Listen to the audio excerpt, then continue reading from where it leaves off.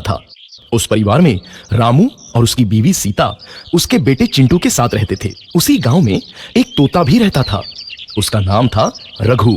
वो किस्मत का धनी था। जहां भी जाता वहां किसी भी चीज की कमी नहीं पड़ती थी।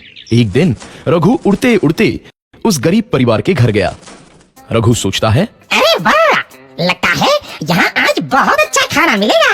मैं पेट भर के खाऊंगा। वो एक कटोरी में रखे अमरूद देखता है। अरे वाह, अमरूद, मुझे तो ये बहुत पसंद है।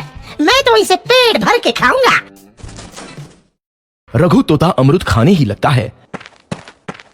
तभी सीता रघु को अमरूद खाते देखती है तो गुस्सा हो जाती है और उसे वहां से भगा देती है। भाग यहाँ से, न जाने कहां से आ जाते हैं। मैं तो परेशान हो गई उनसे।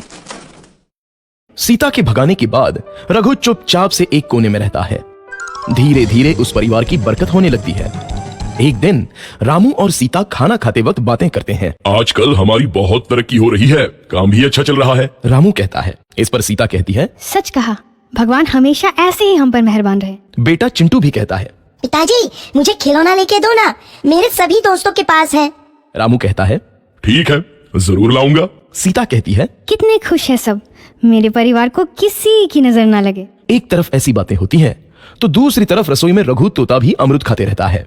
मजा आया, अमरूद खाया, मजा आया, अमरूद खाया, मजा आया। तभी सीता रसोई में आती है और रघु तोते को अमरूद खाते देख बहुत गुस्सा होती है।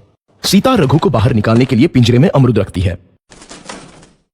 रघु जब अमरूद खाने लगता है तो पिंजरे का दरवाजा बंद हो जाता है और वो उसमें फंस जाता है।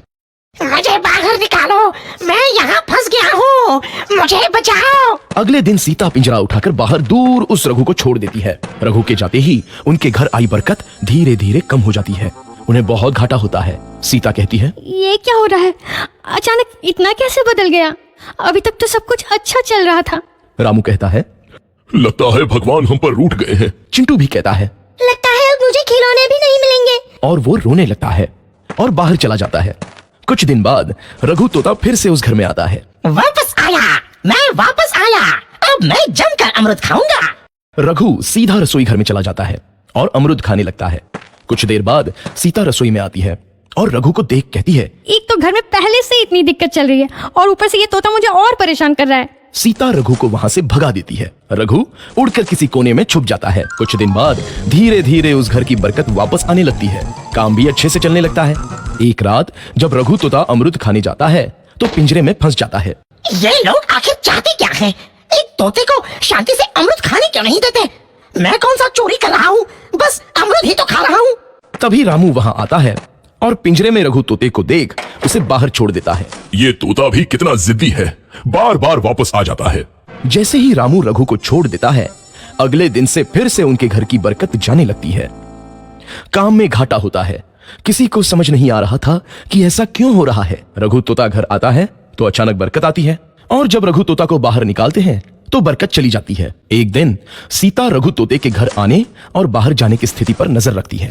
ये तोता जब भी घर आता है तो घर में बरकत आती है और जैसे ही ये घर से बाहर जाता है तो उसी के साथ बरकत भी चली जाती है। कहीं ये जादुई तोता तो नहीं है?